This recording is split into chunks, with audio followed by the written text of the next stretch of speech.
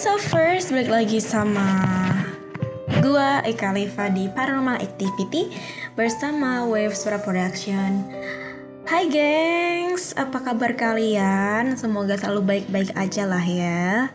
Nah, di episode kali ini kita mau ngomongin apa? Ini sebenarnya apa ya? Kind like education. Jadi bakal ngomongin tentang pengertian ya kan tentang ilmu putih dan ilmu hitam, bedanya apa. Terus kira-kira apakah ada yang namanya istilahnya itu pantangan dan lain-lain ya kan. Makasih buat yang udah nge-DM dan lain sebagainya. I love you guys. Jangan lupa untuk selalu klik like, share, dan subscribe ya kan. Jangan lupa untuk selalu di-share ke teman-teman lainnya. Kan kalian surfers ya kan. Well, mungkin kalian tuh sering dengar ya kan yang namanya ilmu hitam, ilmu putih, abu-abu, kuning, merah, biru, hijau. Nggak cuman adanya putih sama hitam doang. I don't know. Itu sebutan. Nggak tahu kenapa disebut. Mungkin disebut hitam karena itu gelap ya, dark, evil. Disebut putih mungkin artinya suci gitu ya, baik gitu, angel gitu. Maybe. Tapi sebenarnya kalian sering kan kayak bertanya-tanya gitu, atau bukan sering juga, mungkin ada terbesit di benak gitu. Sebenarnya apa sih itu yang namanya ilmu putih itu apa, ilmu hitam itu apa? Jadi just for understanding ya kan. Jadi gini gengs. Ilmu itu kan pengetahuan ya kan tentang hakikat sesuatu. Jika kita berkata orang itu berilmu, maka itu yang dimaksud itu kan orang itu memiliki pengetahuan atau hakikat sesuatu. Nah, terus dari pengertian ilmu itu, kenapa sih ada yang disebut ilmu putih, ada juga yang disebut ilmu hitam? Nah, jadi gini, walaupun demikian gitu ya, bukan berarti istilah ilmu hitam atau ilmu putih yang udah melegenda di masyarakat kita tidak ada sama sekali, karena emang fenomena ini tuh sering banget terjadi ya kan, bahkan sampai sekarang juga masih ada tuh yang namanya santet-santetan, pesugihan. Of course you are living in the 21st century, tapi masih ada juga orang yang masih melakukan hal itu, masih dalam pergaulan perdukunan dan lain sebagainya ya kan. Jadi di dalam ilmu sihir ada yang dikenal dengan yang namanya sihrul abyad, artinya sihir putih, dan ada yang namanya sihrul aswad yang namanya sihir hitam atau black magic gitu. Nih, disebut sihir putih itu biasanya digunakan untuk tujuan yang baik, membantu orang lain, untuk istilahnya mengobati gitu kan. Kayak contohnya ngobatin pelet, atau pengobatan, atau ramalan, atau hanya sekedar untuk istilahnya tameng atau jaga diri gitu. Nah, kalau ilmu hitam ini mereka itu identik dengan yang menyakiti orang gitu, kayak misalnya yang suka ngepelet gitu, jadi ini tersangkanya gitu ya, atau membunuh, atau menyantet, atau ngehipnotis untuk merampok harta gitu, atau menghancurkan usaha orang, atau istilahnya pesugihan gitu-gitu. Itu juga bisa. Walaupun disebut ilmu putih dan ilmu hitam, tapi itu sebenarnya tuh menurut para ulama juga keduanya tuh sebenarnya tuh sama, maksudnya dalam arti itu sama-sama ilmu ya kan, sama-sama sihir, walaupun tujuannya itu berbeda. Jadi yang membedakan itu tujuan dari ilmu ini tuh istilahnya kalian mau gunakan untuk apa gitu. sebenarnya kalau dibilang persengkongkolan ya kan, persengkongkolan kalau ilmu hitam jelas lah ya, it's very obvious ya kan. Kalau ilmu hitam itu istilahnya kalian bersekongkol dengan siluman atau setan atau iblis ya kan. Sebenarnya ilmu putih itu mereka juga punya, bukan dukun ya, tapi menyebutnya kayak guru gitu, kayak guru, dimana guru ini tuh beliau lebihnya kayak dikenal sosok yang religius gitu, mendekatkan diri ke Tuhan gitu. Dengan cara apa sih? Sebenarnya kalau caranya itu mirip-mirip gitu loh. Mirip-mirip kenapa gitu? Karena sebenarnya gue tahu banyak orang juga ya yang punya ilmu kayak gini. Gak usah jauh-jauh banget. Emak gue tuh punya ilmu putih, bapak gue yang kandung tuh punya ilmu hitam. Dua-duanya sama-sama punya ilmu, tapi penggunaannya beda. Walaupun uniknya di cerita ini itu uniknya gini. Jadi cara mendapatkan ilmu itu dari bapak gue dan emak gue itu sebenarnya sama. Pertama, mereka tuh bertekad. Tapi uniknya, ini dengerin dulu ya. Jadi gue cerita dari awal banget, tapi endingnya berbeda. Padahal sama-sama mencari ilmu gitu. Untuk apa sih sebenarnya seharusnya ilmu ini dipergunakan untuk hal-hal yang baik. Kayak contohnya ketika kalian sekolah diajarin guru kalian. Mungkin guru kalian tuh pengen kalian ini istilahnya membantu temennya kalau kalian yang bisa. Tapi ada juga kan yang namanya mungkin teman kelas kalian yang songong atau takabur gitu. Jadi mereka kayak kesannya nggak mau membantu sama yang lain, malah instead of membantu mereka malah istilahnya menghancurkan kalian gitu dengan cara cepulah dan lain sebagainya. Walaupun sebenarnya seharusnya dengan adanya ilmu yang lebih, kalian harus mengajari teman-teman kalian yang membutuhkan bantuan. Isn't it that right? Terus jadi gini, sebelum emak gue sama bapak gue menikah ya, jadi emak gue itu mendalami ilmu putih untuk apa? Untuk mendekatkan diri ke Allah. Because we are Muslim, okay? Kenapa? Karena emak gue tuh merasa kayak yang pertama karena emak gue ngerasa kayak emak gue tuh dari dulu tuh bukan tipe-tipe orang yang materialistis gitu loh, kayak lebihnya kayak I have enough, jadi mau mendekatkan diri ke Tuhan gitu. Jadi kayak dari kecil kayak dia tuh merasa kayak di dunia tuh merasa udah disakitin dari pihak keluarga, dikucilkan,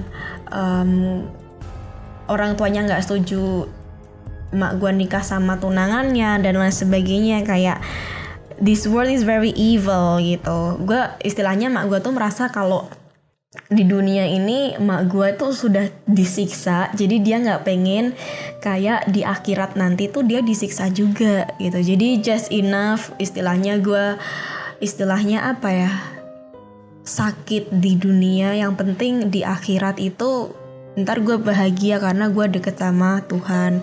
Makanya mendalami ilmu putih untuk apa? Tujuannya itu supaya jauh dari hal-hal duniawi gitu.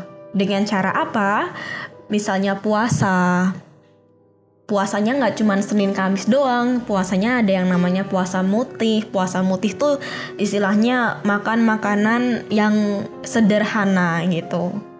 Gunanya untuk apa? Untuk istilahnya itu kita harus ingat bahwa ada orang-orang di luar sana yang makan seadanya kayak gini. Jadi istilahnya supaya kita tuh selalu bersyukur karena kita punya gitu. Terus selain puasa, terus juga ada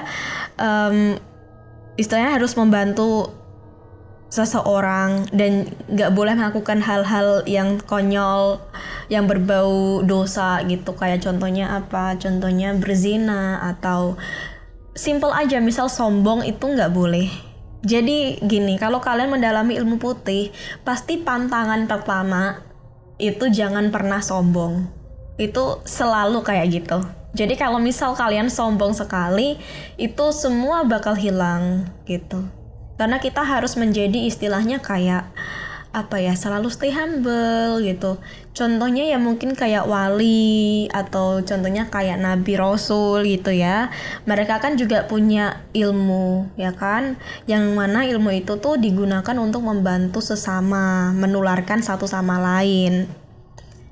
Jangan salah loh, kan Nabi Sulaiman beliau kan juga punya ilmu ya, beliau juga istilahnya dibilang indigo ya indigo karena bisa istilahnya melihat makhluk lain bahkan bercakap-cakap ya kan. Tapi di situ Nabi Sulaiman kan bukan tipe-tipe orang yang sombong gitu loh ya kan, masa Nabi sombong ya kan, that doesn't make any sense right. Jadi gitu, jadi mendekatkan diri ke Tuhan supaya menjauhkan diri dari sifat irian atau gossipers. Mak gue tuh jujur bukan tipe-tipe orang yang suka gosip serius. Terus selalu memikirkan tentang hal-hal akhirat gitu ya, kayak sholat terus, zikir terus. Jadi harus kayak setiap saat tuh harus zikir. Walaupun misal kita ngobrol kayak gini ya kan, tapi dalam hati kita itu kita menzikir. Susah gak sih? Kayak misal kita ngomong gini, tapi dalam hati kita tuh zikir. Yes, it's not that easy, it's not that simple gitu. Nah itu cerita dari sisi emak gue. Nah kalau dari sisi bapak gue, dulu itu bapak gue tuh baik loh. Really. Sebelum menikah, dulu tuh bapak gue tuh dia tuh ikut pesantren gitu loh dan mendalami ilmu yang sama, tapi outputnya berbeda. Ketika bapak gue pindah area, lingkungannya itu sangat bebas. Nah bapak gue di situ menggunakan ilmunya untuk hal-hal yang tidak benar gitu. Dengan cara apa? Misalnya pengen menang togel, dia ngelihat pakai indera mata gitu. Nah ini kayak gini dia berarti sudah menggunakan ilmu hitam, ilmu yang seharusnya digunakan untuk protection dan lain sebagainya, untuk hal-hal yang baik, ini digunakan untuk hal-hal yang buruk gitu. Entah ya, kayak bapak gue tuh habis itu tuh kayak aneh aja gitu. Padahal bapak gue caranya untuk mendapatkan ilmu itu sama loh. Harus puasa, harus tirakat, harus selalu zikir gitu kan. Bahkan kiai yang ngajarin ke bapak gue itu beliau tuh kiai gitu loh. Ketika bapak gue sudah istilahnya kerjasama dengan jin muslim yang namanya Afifah itu, kalian harus ngelihat episode sebelumnya di Paranormal Activity ya kan, tentang jin yang menyerupaiku. Itu ada cerita komplitnya tentang si Afifah ini. Makanya si Afifah istilahnya nggak mau kerja sama lagi sama bapak gua karena bapak gua menggunakan ilmu yang salah, yang seharusnya tidak digunakan untuk hal-hal yang tidak benar gitu. Mah digunain buat hal-hal yang nggak guna kan, kayak pesugihan, mencari keuntungan dengan hal yang nggak benar, kayak main togel, main judi. Itu kan nggak bener ya gitu, itu kan dilarang di agama, but he doesn't care about it gitu. Yes, tapi ada juga yang orang itu dari awal banget sudah menggunakan ilmu hitam. Kayak contohnya dukun gitu, atau paranormal lainnya yang istilahnya bersekongkol dengan setan atau tipe-tipe orang satanik gitu ya, pengikut setan. Mereka cara untuk mendapatkan ilmunya pun sebenarnya beda dengan cara istilahnya kayak emak gua atau yang lain mendapatkan ilmu. Mereka biasanya itu kayak di perjanjian pesugihan yang udah gue jelasin di episode sebelumnya, kayak harus ngasih tumbal gitu, harus istilahnya, tapi dia harus bertapa dulu gitu, bertapa selama kurang lebih 40 hari pokoknya 40 hari gitu bertapa. Terus setiap saat ini gitu, misalnya katakanlah ada perjanjiannya di Jumat Kliwon tanggal sekian gitu ya, itu harus ngasih tumbal. Terus ya dari situ kan kalian bisa pakai logika ya, ini kan common sense juga bisa ya, kalau udah caranya kayak gini pasti itu salah ya kan. Gunanya untuk menyembahkan dirinya kepada setan itu gitu. Yes, jadi itu bedanya gitu. Sebenarnya siapapun kalian ya kan, jangan janganlah kalian mikir untuk ngikutin aliran-aliran sesat itu ya. Kalau kalian istilahnya tipe-tipe orang yang sudah istilahnya nggak peduli sama duniawi dan materialistis, kalian bisa banget itu nyoba ilmu putih, karena tujuannya kan baik ya kan, untuk mendekatkan diri ke Allah, ke Tuhan gitu. Boleh banget, tapi janganlah kalian sesekali mendekati ilmu hitam gitu, karena kalian nanti akan menyesal. Ya emang enak sih di dunianya, enak banget ya kan, kayak kalian pengen duit goib gitu ya, duit hasil ngepet, pesugihan dan lain sebagainya, itu is not a good idea gitu. Atau kalian pengen naik pangkat dengan cara membunuh bos kalian, terus kalian dipromosiin sama si demit itu ya kan, it's not a good idea, trust me. Itu hanya sesaat, kebahagiaan sesaat aja. Tapi sebenarnya ilmu hitam tuh juga ada pantangannya gitu, tapi beda-beda. Kalau ilmu hitam itu beda sama ilmu putih. Kalau ilmu putih pantangannya itu jangan sombong, jangan kikir, jangan merasa paling hebat ya, karena semua itu adalah titipan Allah.